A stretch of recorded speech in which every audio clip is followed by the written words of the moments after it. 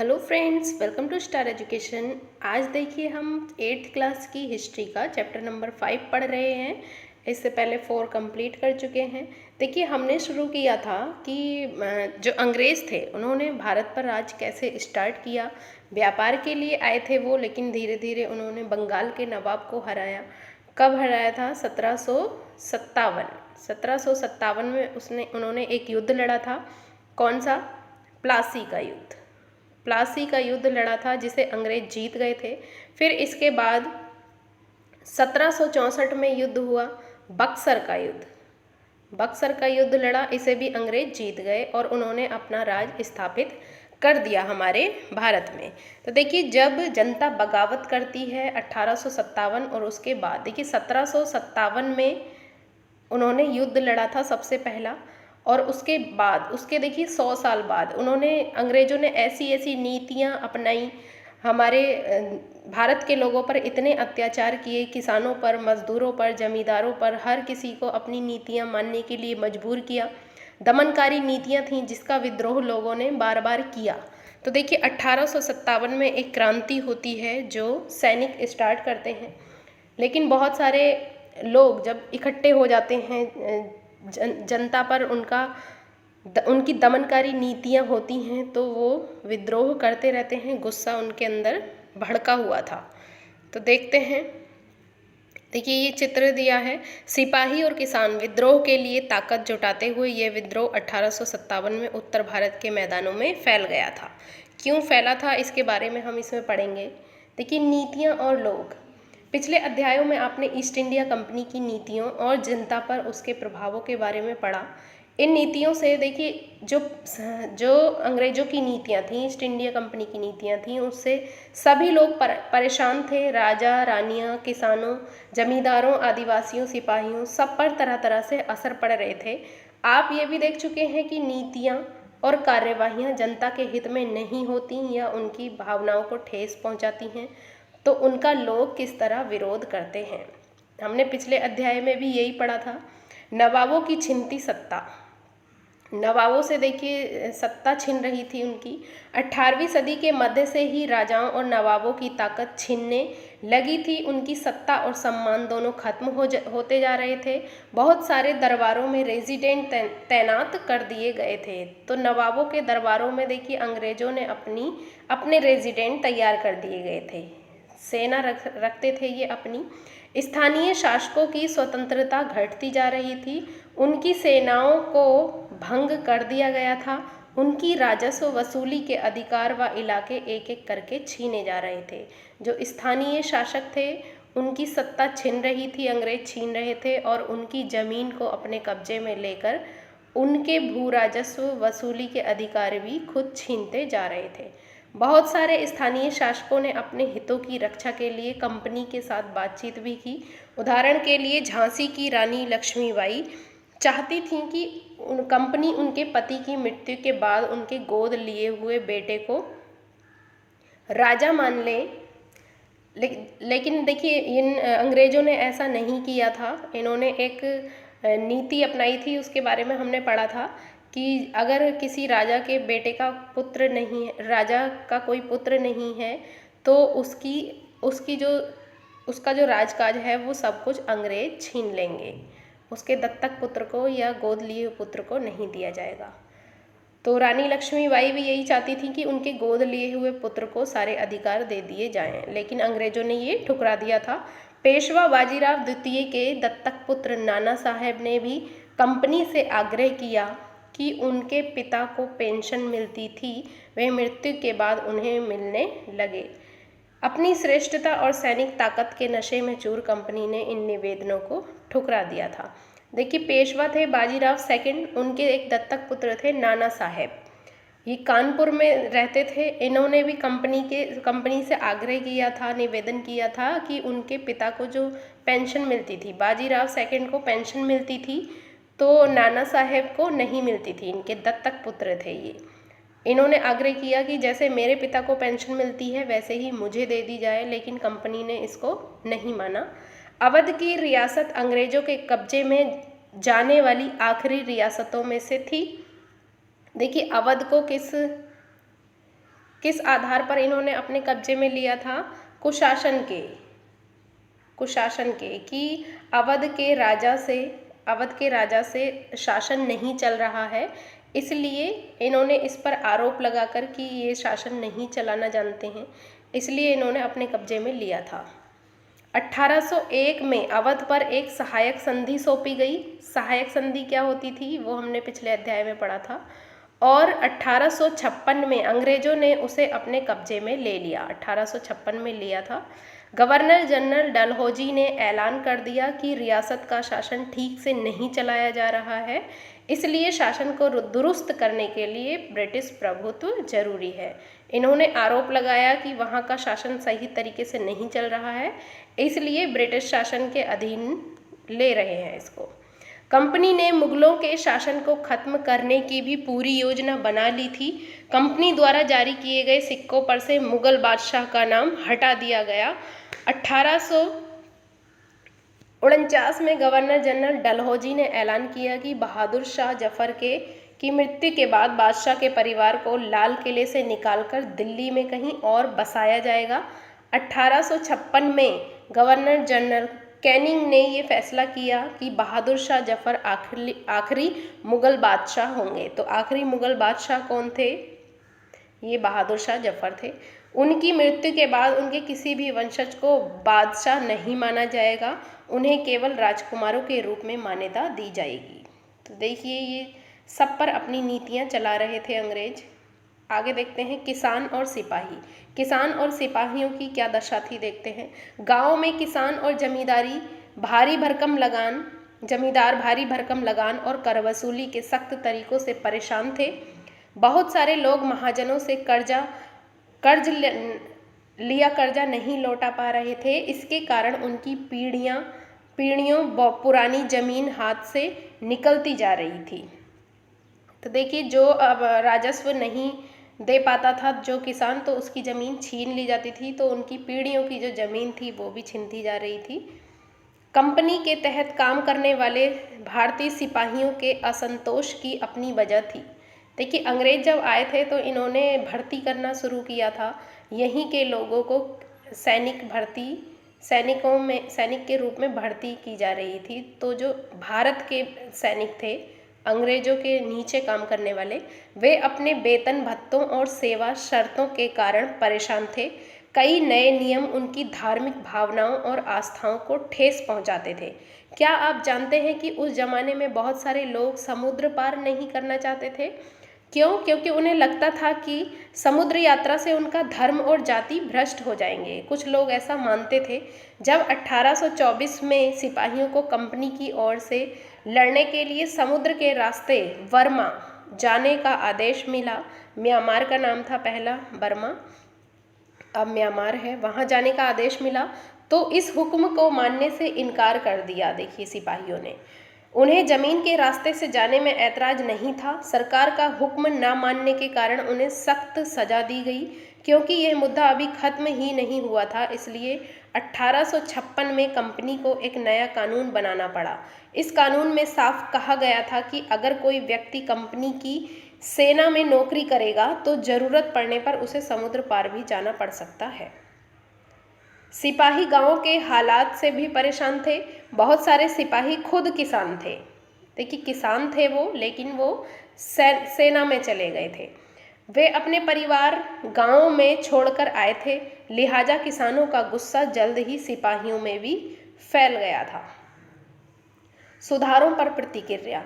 देखिए अंग्रेजों ने कुछ सुधार भी किए थे। दमनकारी नीतियां थी उनकी, लेकिन उन्होंने कुछ सुधार भी किए थे कि शासन, वो भी अपने लोभ के कारण किए थे उन्होंने कि हमारा शासन अच्छे से चले यहाँ पर, इसलिए उन्होंने कुछ सुधार भी किए। अंग्रेजों को लगता था कि भारतीय समाज को सुधारना जरूरी है। सती प्रथा को रोकने और विधवा विवाह को बढ़ावा देने के लिए कानून बनाए गए। अंग्रेजी भाषा की शिक्षा को जमकर प्रोत्साहन दिया गया।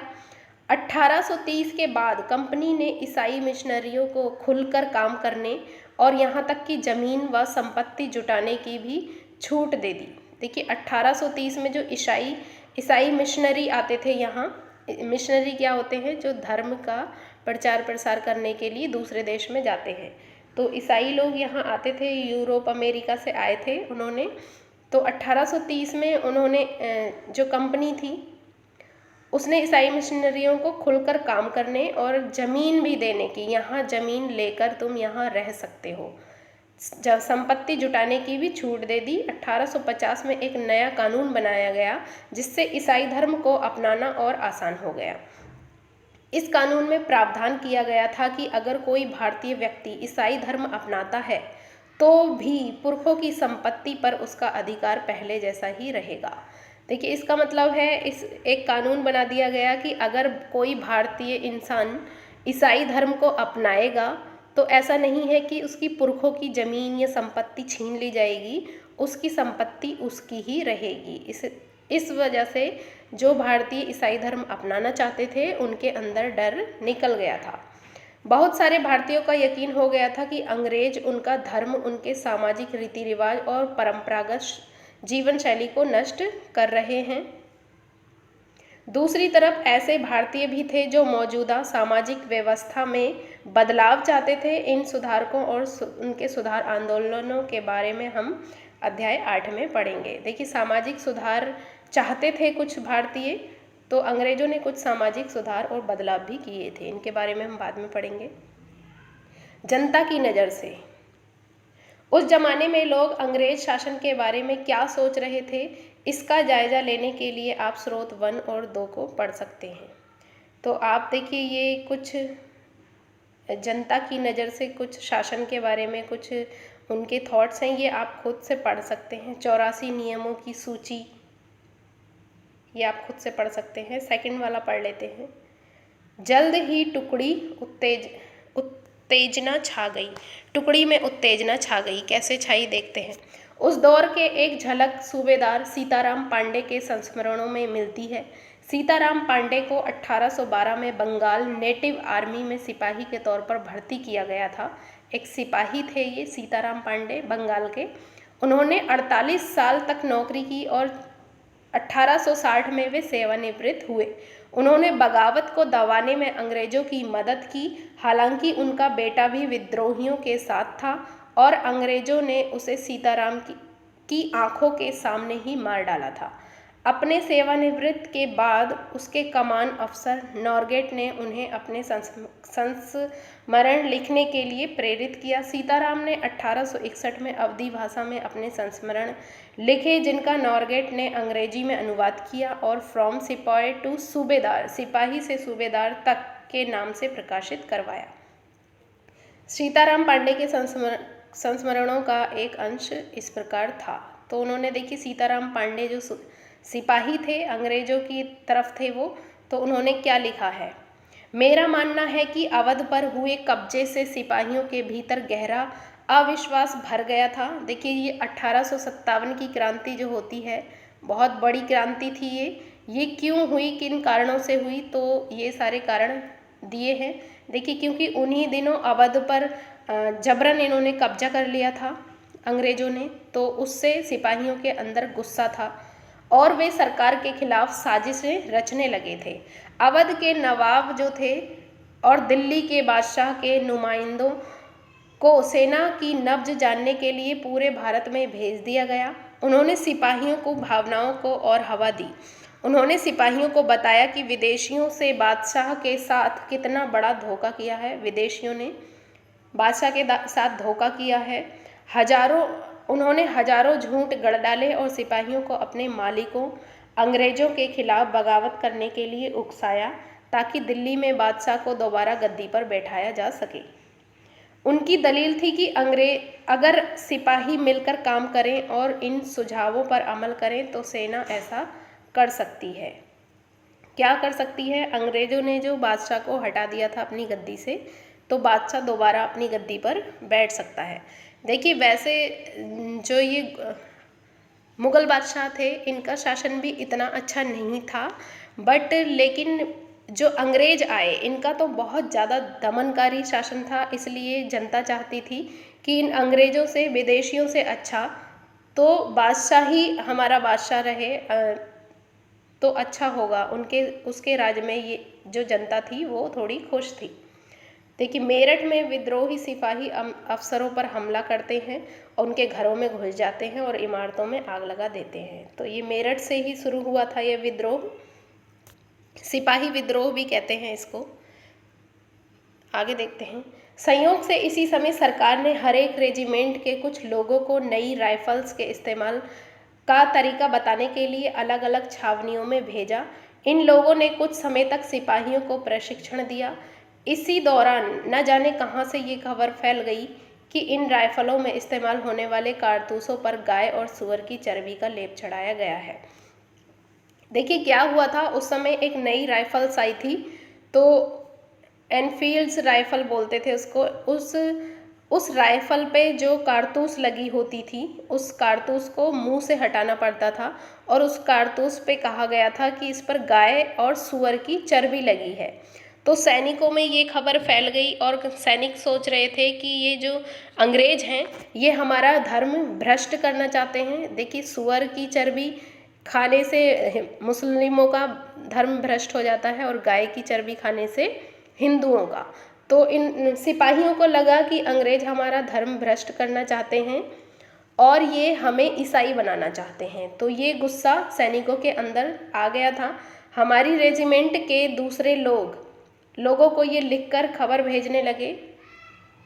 ये एक रेजिमेंट के लोग जो थे वो दूसरी रेजिमेंट को खबर भेजने लगे थे। जल्द ही हर एक रेजिमेंट में उत्तेजना का माहौल बन गया कि अंग्रेज जो है ये इन्होंने नई राइफल्स जो मंगाई हैं इसमें गाय और सूअर की चर्बी लगी है। कुछ लोगों ने कहा कि उनकी 40 साल की नौकरी में सरकार ने उनके मजहब को चोट पहुंचाने के लिए कभी कुछ नहीं किया था। लेकिन जैसा कि मैंने पहले ही जिक्र किया, अवध पर कब्जे के कारण सिपाही पहले ही गुस्से में थे। जो अवध पर कब्जा कर लिया था उससे सिपाही जो थे गुस्से में थे पहले से ही। स्वार्थी लोगों ने फौरन यह कहानी गढ़ दी कि अंग्रेज तो सबको ईसाई बनाना चाहते हैं, इसलिए उन्होंने ऐसे कारतूस तैयार किए हैं ताकि उन्हें इस्तेमाल करने से मुसलमान और हिंदू दोनों ही भ्रष्ट हो जाएं। कर्नल साहब का मानना था कि यह बेचैनी जो उन्हें भी साफ दिखाई दे रही थी इस बार भी अपने आप खत्म हो जाएगी और उन्होंने मुझे घर से जाने की हिदायत दी। देखिए ये एक सूबेदार सीताराम पांडे की लिखी हुई कहानी है। आगे देखते हैं। सैनिक विद्रोह जन विद्रोह बन गया। देखिए सैनिकों ने स्टार्ट किया था लेकिन ये पूरे भारत में फैल गया था, उत्तर भारत में जगह जगह फैल गया था। जन विद्रोह बन गया था, ये लोगों का विद्रोह बन गया था।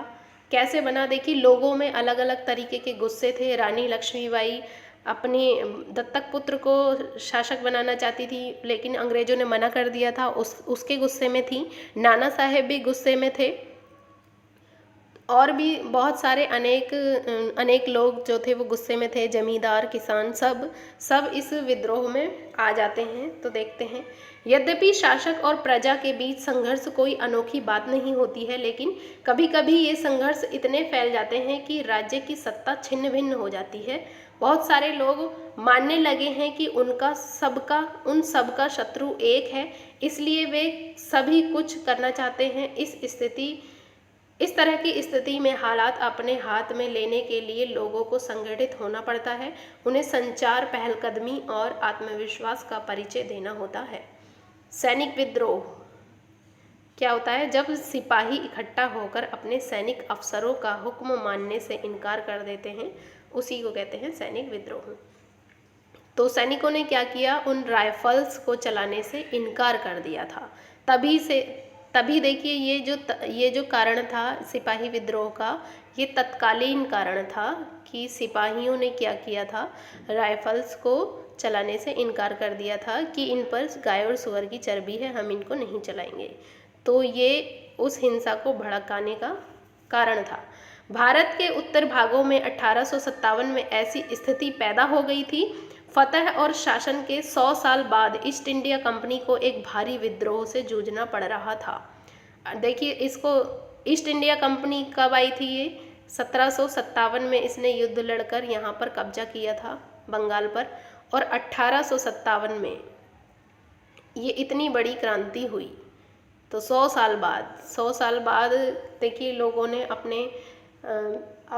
हिंसा भड़की थी उनके अंदर, गुस्सा फूटा था 100 साल बाद उनकी दमनकारी नीतियों के कारण। इसके बाद देखते हैं, भारी विद्रोह से जूझना पड़ रहा था। मई 1857 में शुरू हुए इस बगावत ने भारत में कंपनी का अस्तित्व ही खतरे में डाल दिया था। मेरठ से शुरू करके सिपाहियों ने कई जगह बगावत की। तो ये क्रांति कहाँ से शुरू हुई थी? तो मेरठ से शुरू हुई थी, मेरठ की छावनी से। समाज के विभिन्न तबकों के असंख्य लोग विद्रोही तेवरों के साथ खड़े हुए। कुछ लोग मानते हैं कि 19वीं सदी में उपनिवेशवाद के खिलाफ दुनिया भर में ये सबसे बड़ा सशस्त्र संघर्ष था। ये सबसे पहला इतना बड़ा संघर्ष था। देखिए कुछ सिपाही लड़ रहे हैं। आगे देखते हैं, मेरठ से दिल्ली तक। अब मेरठ से शुरू हुआ, दिल्ली तक पहुँचे ये लोग। 29 मार्च 1857 को युवा सिपाही मंगल पांडे को बैरकपुर में अपने अफसरों पर हमला करने के आरोप में फांसी पर लटका दिया गया। अब देखिए मंगल पांडे एक सैनिक थे, इन्होंने ही कहते हैं इन्होंने स्टार्ट किया था ये विद्रोह।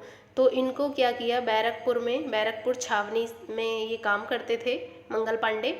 इनको 29 मार्च 1857 को अफसरों पर हमला करने के आरोप में फांसी दे दी गई। अंग्रेजों ने इन्हें फांसी दे दी और इससे जो सैनिक थे उनमें और ज़्यादा गुस्सा आ गया।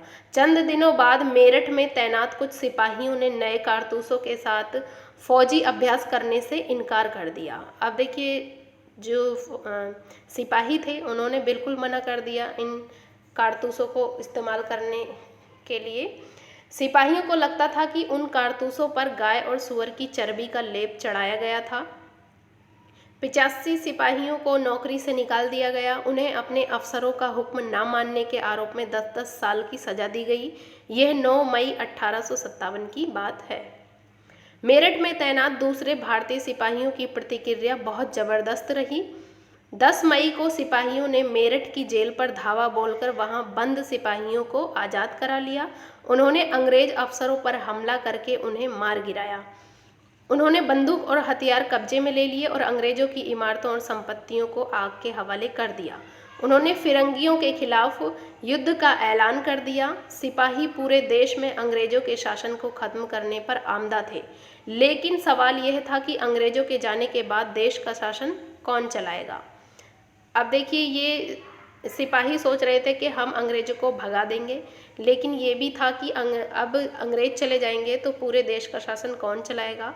तो सिपाहियों ने इसका भी जवाब ढूंढ लिया था। वे मुगल सम्राट बहादुर शाह जफर को देश का शासन सौंपना चाहते थे। वो चाहते थे इन अंग्रेजों की दमनकारी नीतियों से अच्छा तो बहादुर शाह जफर ही हमारा शासक बन जाए। मेरठ के कुछ सिपाहियों की एक टोली 10 मई की रात को घोड़ों पर सवार होकर मुंह अंधेरे ही दिल्ली पहुंच गई। देखिए सुबह सुबह सिपाहियों की टोली जो थी मेरठ से दिल्ली में पहुंच गई। जैसे ही उनके आन की खबर फैली, दिल्ली में तैनात टुकड़ियों ने भी बगावत कर दी। जो दिल्ली में सैनिक थे उन्होंने भी बगावत कर दी। यहाँ भी अंग्रेज अफसर मारे गए। अंग्रेजों पर धावा बोला और अंग्रेजों को मार गिराया। देशी सिपाहियों ने हथियार व गोला बारूद कब्जे में ले लिए और इमारतों को आग लगा दी। विजयी सिपाही लाल किले की दीवारों के आसपास जमा हो गए। लाल किले के आसपास सारे लोग जमा हो गए। ये सिपाही वे बादशाह से मिलना चाहते थे। बादशाह अंग्रेजों की भारी ताकत से दो दो हाथ करने को तैयार नहीं थे। देखिए फिरंगी शब्द क्यों कहा गया है यहाँ पर?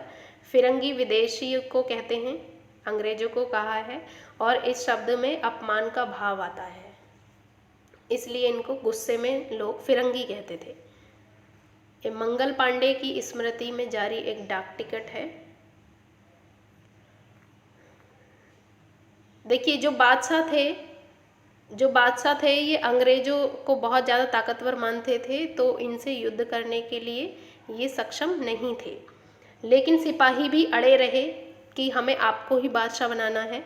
आखिरकार वे जबरन महल में घुस गए सिपाही बादशाह के, बहादुर शाह जफर के। ये बहादुर शाह जफर का चित्र है।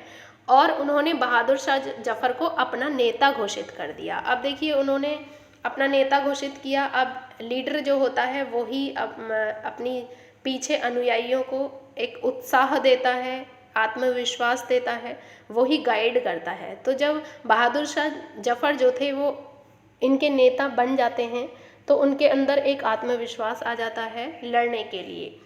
तो बूढ़े बादशाह को सिपाहियों की ये मांग माननी पड़ी। उन्होंने देश भर के मुखियाओं और शासकों को चिट्ठी लिखकर अंग्रेजों से लड़ने के लिए भारतीय राज्यों का संघ बनाने का आह्वान किया।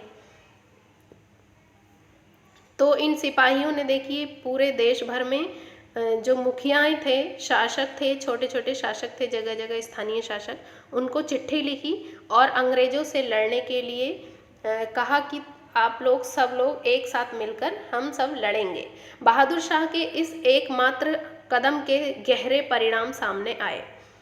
अंग्रेजों से पहले देश के एक बहुत बड़े हिस्से पर मुगल साम्राज्य का ही शासन था। जब अंग्रेज नहीं थे तो मुगल साम्राज्य ही था पूरा शासन चलाने वाला। ज़्यादातर छोटे शासक और रजवाड़े जो थे वो मुगल बादशाह के नाम पर ही अपने इलाकों का शासन चलाते थे, लेकिन ये रजवाड़े और जो ये छोटे छोटे शासक थे ये स्वतंत्र थे, इन पर इतनी दमनकारियाँ नीतियाँ नहीं थीं उस समय। ब्रिटिश शासन के विस्तार से भयभीत ऐसे बहुत सारे शासकों को लगता था कि अगर मुगल बादशाह दोबारा शासन स्थापित कर ले तो वे मुगल आधिपत्य में दोबारा अपने इलाकों का शासन बेफिक्र होकर चलाने लगेंगे। तो ये स्थानीय शासक जो थे छोटे छोटे, ये सोचते थे कि अगर मुगल बादशाह दोबारा अपना शासन स्थापित कर लेगा तो हम अपने इलाके पर शासन बेफिक्र होकर चला सकते हैं।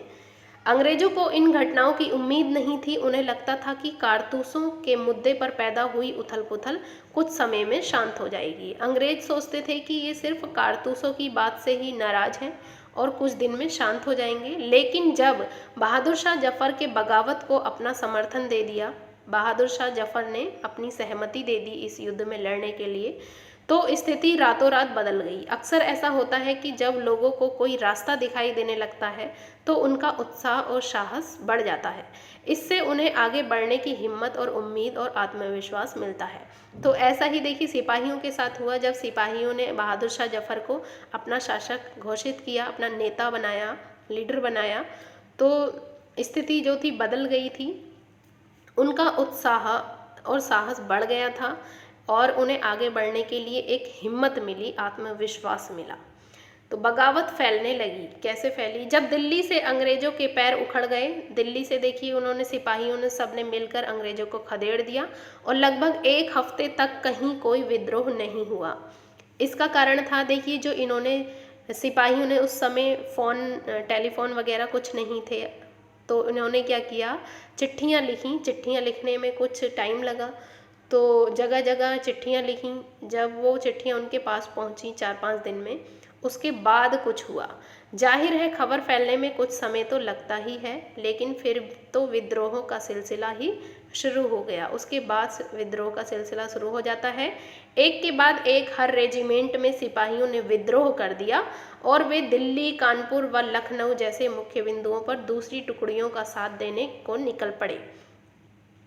उनकी देखा देखी कस्बों में और गांवों के भी लोग भी बगावत के रास्ते पर चलने लगे। सब देखिए बगावत करने लगे क्योंकि सब अंग्रेजों से परेशान थे। वे स्थानीय नेताओं, जमींदारों और मुखियाओं के पीछे संगठित हो गए। ये लोग अपनी सत्ता स्थापित करने और अंग्रेजों से लोहा लेने को तैयार थे। अंग्रेजों से युद्ध करने, लोहा लेने मतलब युद्ध करने के लिए तैयार थे। स्वर्गीय पेशवा बाजीराव के दत्तक पुत्र, जो बाजीराव का पुत्र था नाना साहेब, कानपुर के पास रहते थे। उन्होंने सेना इकट्ठा की और ब्रिटिश सैनिकों को शहर से खदेड़ दिया। उन्होंने खुद को पेशवा घोषित कर दिया। उन्होंने ऐलान किया कि बहादुर शाह जफर के तहत वो गवर्नर हैं। अब लखनऊ की गद्दी से हटा दिए गए नवाब वाजिद अली शाह के बेटे बिरजिस कद्र को नया नवाब घोषित कर दिया गया। तो लखनऊ के जो नवाब थे कौन? वाजिद अली शाह। इनका बेटा था कौन? बिरजिस कद्र उनका बेटा था वाजिद अली शाह का। तो उन्होंने खुद को नवाब घोषित कर दिया था दोबारा से। देखिए जैसे जैसे विद्रोह फैल रहा था, छावनियों में अंग्रेज अफसरों को मारा जाने लगा था। ये नाना साहेब हैं, देखिए बाजीराव सेकंड के दत्तक पुत्र हैं ये। आगे देखते हैं। बिरजिस कद्र ने भी बहादुर शाह जफर को अपना बादशाह मान लिया। उसकी मां बेगम हजरत महल ने अंग्रेजों के खिलाफ विद्रोह को बढ़ावा देने में बढ़ चढ़कर हिस्सा लिया। झांसी में रानी लक्ष्मीबाई भी विद्रोही सिपाहियों के साथ जा मिली। उन्होंने नाना साहेब के सेनापति तात्या टोपे के साथ मिलकर अंग्रेजों को भारी चुनौती दी। देखिए ये इम्पोर्टेंट है कि नाना साहेब के सेनापति कौन थे? तात्या टोपे, जो लड़ रहे थे ये थे। और इन्होंने रानी लक्ष्मीबाई ने किसके साथ मिलकर अंग्रेजों का सामना किया था? तात्या टोपे के साथ। मध्य प्रदेश के मांडला क्षेत्र में राजगढ़ की रानी थी अवंतीबाई लोधी।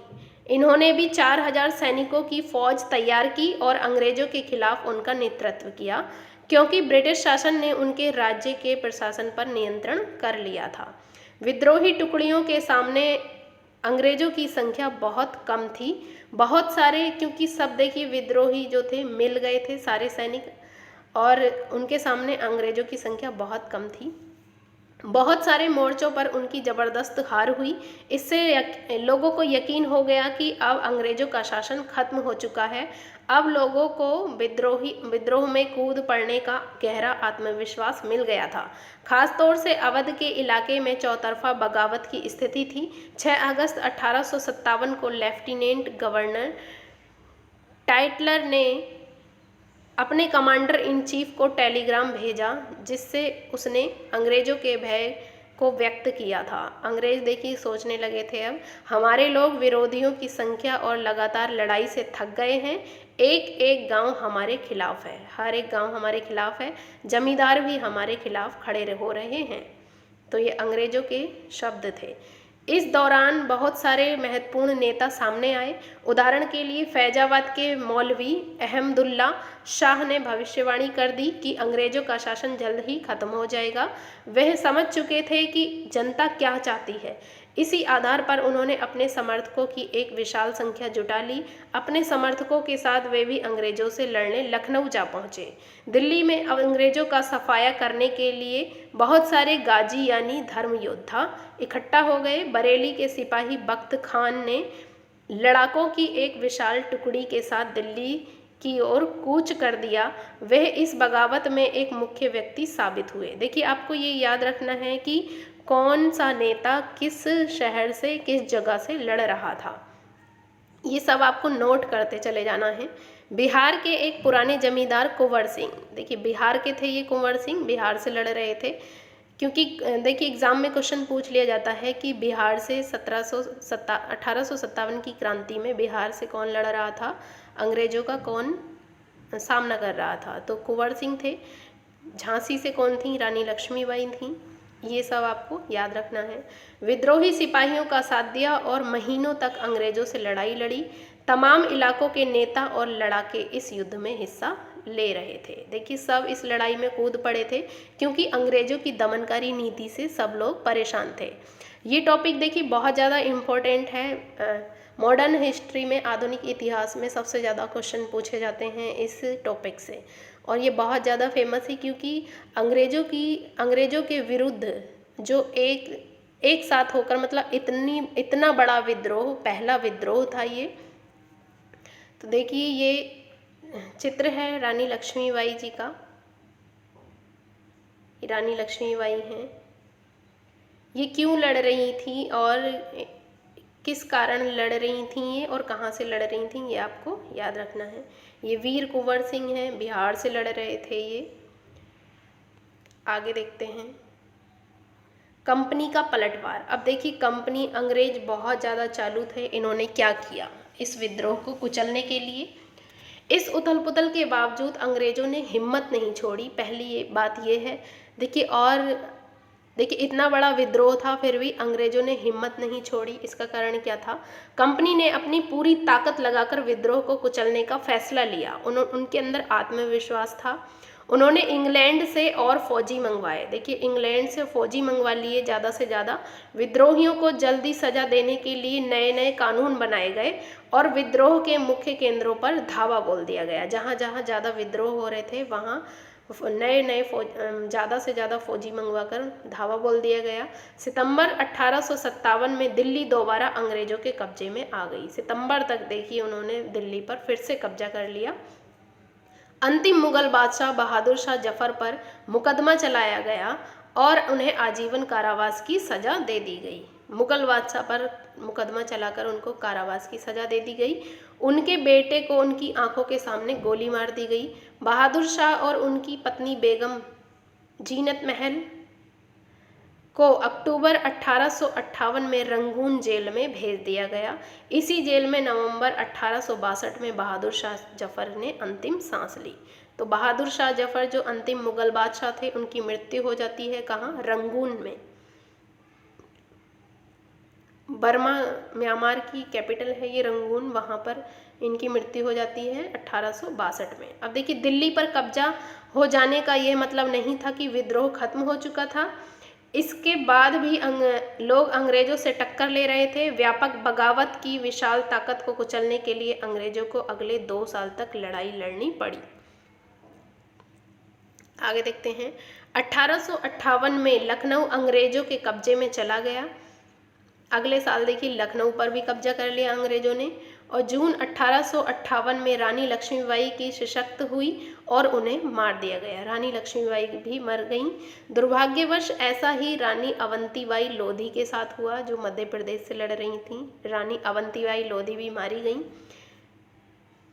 खेड़ी के शुरुआती विजय के बाद उन्होंने अपने आप को अंग्रेजी फौज से घिरा पाया और वो शहीद हो गईं। तात्या टोपे मध्य भारत के जंगलों में रहते हुए आदिवासियों और किसानों की सहायता से छापामार युद्ध चलाते रहे।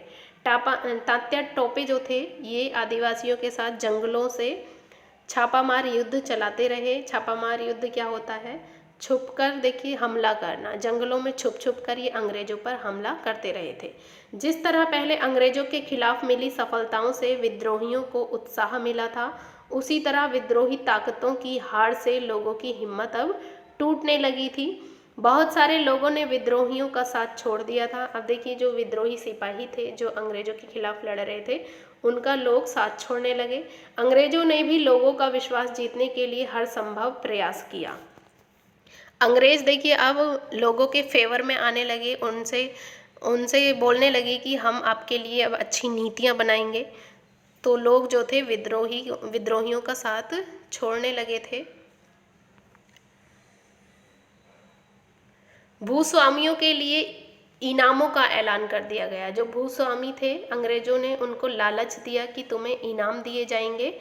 उन्हें आश्वासन दिया गया कि उनकी ज़मीन पर परंपरागत अधिकार बने रहेंगे। उनको देखिए विश्वास दिया गया कि आपकी जो ज़मीन है वो आपकी ही रहेगी, आपके अधिकार उन पर बने रहेंगे। जिन्होंने विद्रोह किया था उनसे कहा गया कि अगर वे अंग्रेजों के सामने समर्पण कर देते हैं और अगर उन्होंने किसी अंग्रेज की हत्या नहीं की है तो वे सुरक्षित रहेंगे और ज़मीन पर उनके अधिकार और दावेदारी बनी रहेगी। इसके बावजूद सैकड़ों सिपाहियों, विद्रोहियों, नवाबों और राजाओं पर मुकदमा चलाए गए और उन्हें फांसी पर लटका दिया गया। विद्रोह के बाद के साल जो थे, अंग्रेजों ने 1859 के आखिरी तक देश पर दोबारा नियंत्रण पा लिया था। देखिए इतना बड़ा विद्रोह हुआ था, फिर भी अंग्रेजों ने उन पर अपना नियंत्रण कैसे पाया तो देखते हैं।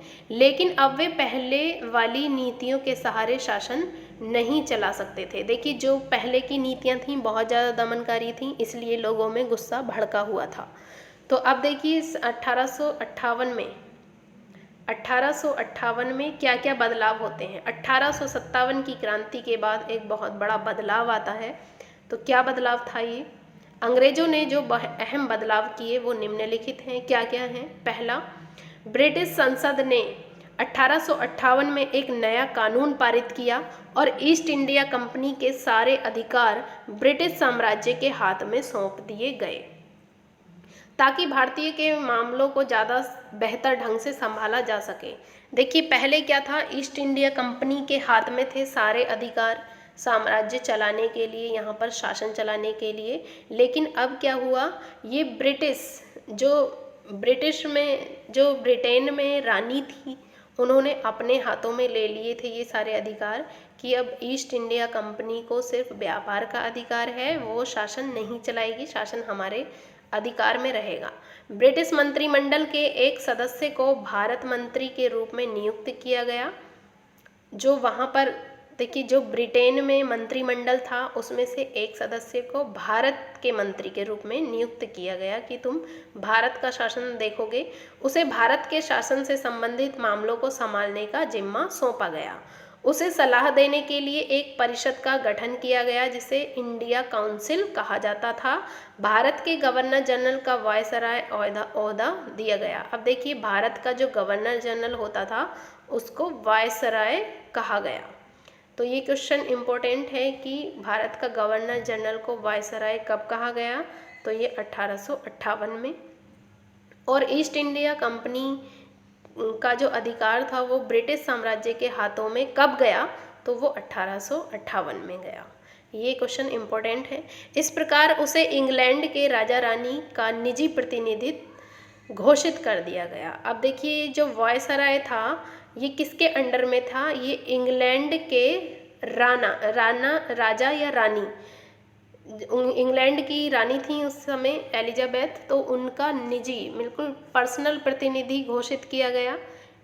फलस्वरूप अंग्रेज सरकार ने भारत के शासन की जिम्मेदारी सीधे अपने हाथों में ले ली। जो अंग्रेज सरकार थी, जो इंग्लैंड में अंग्रेज सरकार थी, उन्होंने अपनी जिम्मेदारी सीधे अपने हाथों में ली, शासन की जिम्मेदारी अपने हाथों में ले ली। इसके बाद दूसरा देखिए क्या हुआ, दूसरा बदलाव 1857 की क्रांति के बाद देश के सभी शासकों को भरोसा हो गया कि भविष्य में कभी भी उनके भूक्षेत्र पर कब्जा नहीं किया जाएगा। उन्हें अपनी रियासत अपने वंशजों, यहाँ तक कि दत्तक पुत्रों को सौंपने की छूट दे दी गई। अब देखिए, वो अपनी जो यहाँ के शासक थे, स्थानीय शासक थे भारत के, वो अपने दत्तक पुत्र मतलब गोद लिए हुए पुत्रों को भी अपना शासन सौंप सकते हैं। ये सारी संधियाँ हटा दी गईं, लेकिन उन्हें इस बात के लिए प्रेरित किया गया था कि वे ब्रिटेन की रानी को अपना अधिपति स्वीकार कर लें, ब्रिटेन की रानी को वो अपना अधिपति मान लें। इस तरह भारतीय शासकों को ब्रिटिश साम्राज्य के अधीन शासन चलाने की छूट दे दी गई। अब जो भारत के शासक थे वो ब्रिटेन के अधीन ही अपना शासन चला सकते हैं। सेना में भारतीय सिपाहियों का अनुपात कम करने, अब देखिए, जो सेना रखते थे ये अंग्रेज, इनमें जो भारतीय सिपाही होते थे उनको कम कर दिया गया और यूरोपीय सिपाहियों की संख्या बढ़ाने का फैसला लिया गया। जो यूरोप के लोग थे उनको सैनिकों के रूप में भर्ती करने लगे। ये भी तय किया गया कि अवध, बिहार, मध्य भारत और दक्षिण भारत से सिपाहियों को भर्ती करने की बजाय अब गोरखा, सिखों और पठानों से भी ज़्यादा सिपाही भर्ती किए जाएंगे। चौथा बदलाव ये था, मुसलमानों की जमीन और संपत्ति बड़े पैमाने पर जब्त की गई। उन्हें संदेह व शत्रुता के भाव से देखा जाने लगा। अंग्रेजों को लगता था कि ये विद्रोह उन्होंने ही खड़ा किया था। पांचवा देखिए, अंग्रेजों ने फैसला किया कि वे भारत के लोगों के धर्म और सामाजिक रीति रिवाजों का सम्मान करेंगे। अब देखिए, ये उनके रीति रिवाज में हस्तक्षेप नहीं करेंगे अंग्रेज। छठा बदलाव क्या था, भूस्वामियों और जमींदारों की रक्षा करने तथा जमीन पर उनके अधिकारों को स्थायित्व देने के लिए नीतियां बनाई गई। देखिए, कुछ नीतियां, ये सारी नीतियां, ये इतने सारे बदलाव आए 1857 की क्रांति के बाद, ये आप ध्यान रखेंगे। इस प्रकार 1857 के बाद का इतिहास का एक नया चरण शुरू होता है। सारी नीतियां बदल जाती हैं, इतनी बड़ी क्रांति होती है तो कुछ तो बदलाव आएगा। अब देखिए, ये मैप है, ये जो रेड है झांसी है, ये कानपुर है, लखनऊ, फैजाबाद, बरेली, मेरठ और दिल्ली। यहाँ पर ये विद्रोह फैला था और विद्रोह के ये अलग केंद्र थे। ये जो रेड आप देख रहे हैं, ये जो थे मेन केंद्र थे। ये मेरठ से शुरू होती है ये क्रांति, और ये कहाँ जाते हैं, फिर कहाँ गए थे ये लोग, तो ये दिल्ली गए थे, जहाँ पर इन्होंने बहादुर शाह जफर को अपना राजा घोषित किया, नेता घोषित किया। अब देखिए खुर्दा संग्राम है, ये उड़ीसा में होता है। एक घटना है ये 1817 की, खुर्दा नामक स्थान पर हुआ था, तो इसको खुर्दा संग्राम कहते हैं। आप खुद से इसको पढ़ लेना अच्छे से स्क्रीनशॉट लेके। इसके बाद देखते हैं हम, ये देखिए इन्हीं खुर्दा संग्राम के बारे में दिया है। यहाँ पर भी देखिए अंग्रेज जो थे बहुत ज़्यादा दमनकारी नीति अपना रहे थे, इसलिए यहाँ पर भी एक पाइक विद्रोह या सैनिक विद्रोह हुआ था। इसमें भी लोगों ने बढ़ चढ़कर हिस्सा लिया था, लेकिन ये जल्द ही शांत हो गया था। एक देखिए अन्यंत्र क्या हो रहा था, अब देखते हैं। जब 1857 में भारत में विद्रोह फैला, उसी समय चीन के दक्षिण भागों में भी एक विशाल जन विद्रोह पैदा हो रहा था। ये विद्रोह 1850 में शुरू हुआ और 1860 के मध्य में जाकर खत्म हुआ। तो कहाँ विद्रोह शुरू हो रहा था? चाइना में भी।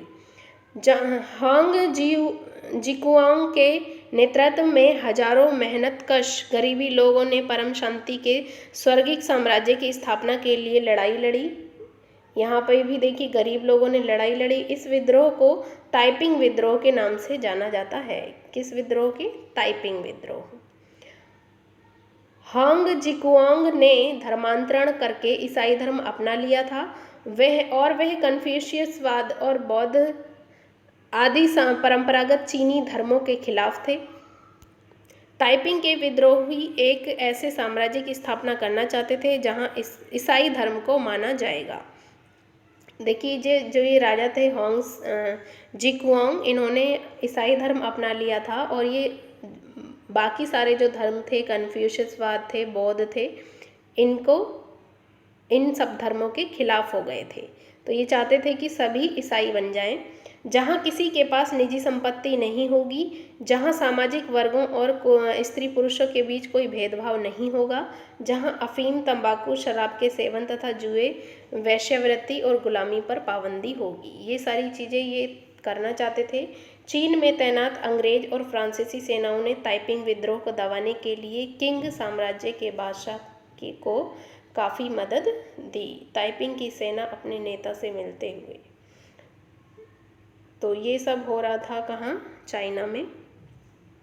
तो ये चैप्टर ख़त्म हो चुका है। देखिए आप इसको अच्छे से रीड करेंगे, एक बार ऐसे ही सुनेंगे इसको और दोबारा अपने आप से इसमें नोट्स बनाते चलेंगे कि कहाँ कौन सा विद्रोह हुआ और कौन कौन से बदलाव आए अंग्रेजों के शासन में। 1857 की क्रांति के बाद क्या क्या विद्रोह आए, किन किन लोगों ने उस विद्रोह को कुचलने की कोशिश की। देखिए ये बहुत बड़ा विद्रोह था। अगर हमारे भारतीय एक साथ इस विद्रोह को कुचलते, अगर सब लोग एक साथ भारत को स्वतंत्र कराने के लिए अगर वो लड़ाई लड़ते, तो शायद 1857 में ही हमें स्वतंत्रता मिल जाती। उसके देखिए कितने साल बाद 1947 में जाके हमें स्वतंत्रता मिली। लगभग 100 साल तक फिर से अंग्रेजों ने शासन किया। इसका कारण क्या था? क्योंकि हमारे भारत के लोगों में एकता नहीं थी, सब अपने अपने स्वार्थ के लिए लड़ रहे थे। भारत को स्वतंत्र कराने के लिए कोई नहीं लड़ रहा था। तो अगर आपको वीडियो अच्छी लगी है तो लाइक करें प्लीज़, और अगर आपको कुछ समझ में नहीं आ रहा है तो आप कमेंट कर सकते हैं। Thank you.